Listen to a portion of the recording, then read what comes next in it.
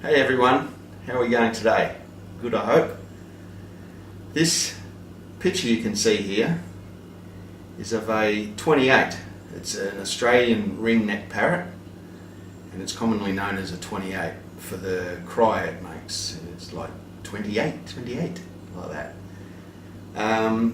This was the inspiration for my chainsaw sculptures, and the bird became quite close to. As you can see, I got really close to him, and I noticed how he had ruffled feathers and he had bits of his beak missing, and yeah, so I named him Motley, and